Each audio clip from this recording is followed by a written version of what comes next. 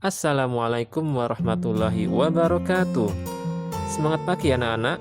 Hari ini kita akan belajar tentang sistem pencernaan pada manusia.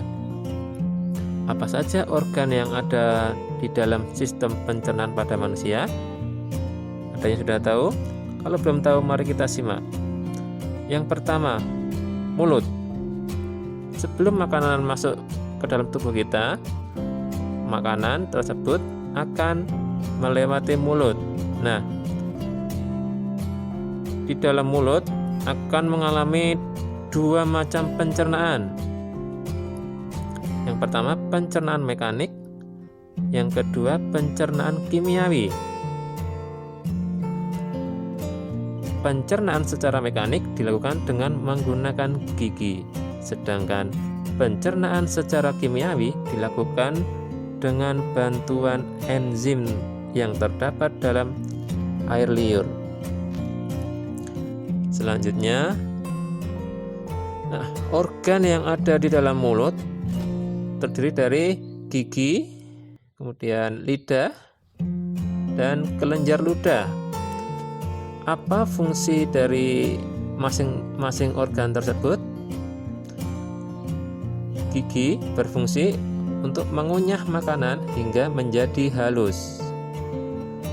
Yang kedua, lidah membantu membolak-balikkan makanan sehingga makanan bisa dihancurkan oleh gigi secara merata. Yang kedua, membantu menelan makanan.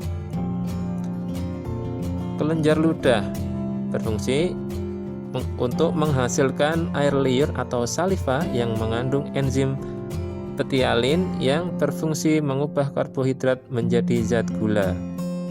Selanjutnya, kerongkongan atau esofagus. Ada yang sudah tahu di mana letak kerongkongan? Nah, kerongkongan terletak di dalam leher ya. Kalau yang kalian sentuh dengan tangan itu bukan kerongkongan ya. Yang di bagian depan leher itu adalah tenggorokan.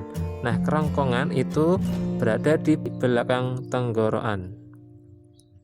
Nah, di situ ya yang Pak Guru lingkari. Nah, gerak peristaltik.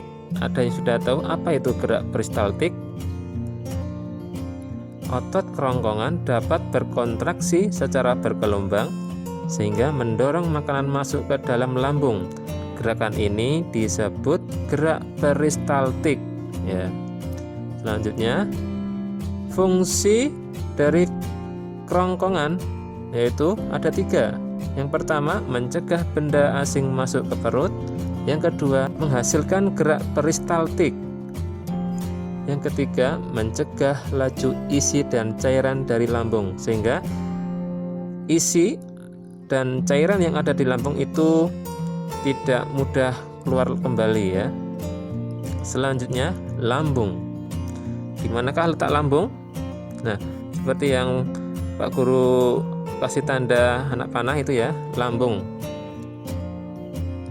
Lambung berada di dalam perut di sebelah kiri anak-anak ya. Nah, di dalam lambung juga mengalami dua macam pencernaan. Yang pertama, pencernaan mekanik. Yang kedua, pencernaan kimiawi. Pencernaan secara mekanik dilakukan oleh otot lambung yang meremas dan mengaduk makanan, sedangkan pencernaan secara kimiawi dilakukan oleh getah lambung. Di dalam lambung ya, pencernaan dibantu oleh enzim. Enzim apa saja? Yang pertama ini adalah enzim pepsin.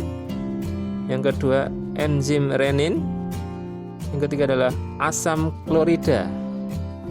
Enzim pepsin berfungsi untuk mengubah protein menjadi pepton, sedangkan enzim renin menggumpalkan protein susu.